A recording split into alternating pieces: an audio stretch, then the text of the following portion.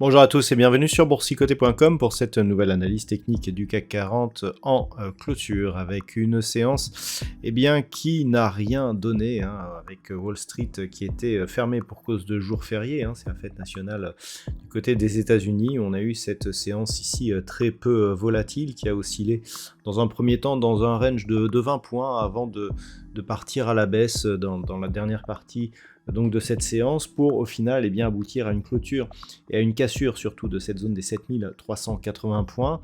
Alors le CAC 40 redescend donc à 7369,93 en clôture, perd 0,23% par rapport à la clôture de la séance précédente.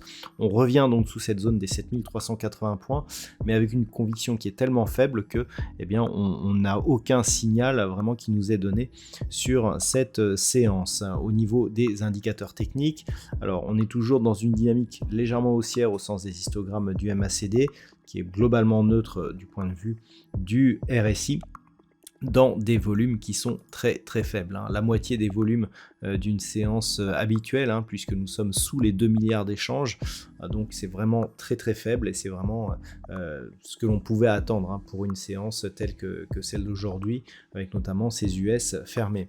Alors malgré tout, ce que l'on peut observer, c'est cet alignement ici, je vous en parlais déjà hier. Donc si on aligne ici ces 3 points significatifs, on voit que nous sommes ici sous le coup d'une résistance oblique baissière. Malgré tout, les 2 derniers points bas significatifs ici, ils sont là et là. Alors, il n'y a pas un point haut entre les deux. Donc, pour l'instant, ce n'est pas une situation qui est confirmée. Mais on peut dire en tout cas que pour l'instant, on pourrait avoir une cassure. Donc, ça sera un petit peu ce qu'il faudra observer lors des 2 prochains jours. Puisque demain, nous aurons donc en fin de journée les minutes de la Fed, et on sait que ce sont des éléments qui peuvent permettre, on aura les PMI aussi, mais on sait que ce sont des éléments qui peuvent justement impulser des mouvements qui seront susceptibles de nous provoquer une cassure ici de cette résistance oblique. Donc ce sera à surveiller, et puis bien entendu, le prochain objectif, si on poursuit ici sous 7380, c'est cette zone des 7335 points. Au niveau du palmarès des valeurs, c'est assez partagé, nous avons 2 belles hausses, qui sont chez Worldline, plus 3,52%, Unibail Rodamco gagne 3,02%, derrière Capgemini, Pernod Ricard, Publicis Group sont sur des hausses légèrement supérieures à 1%. Au niveau des plus fortes baisses, on enregistre Alstom avec une perte de 2,98%, Carrefour perd 1,95%, derrière Renault, Thales ou Safran sont sur des baisses légèrement inférieures. Donc on le voit, c'est assez partagé, pas de grosses convictions, très peu de volume.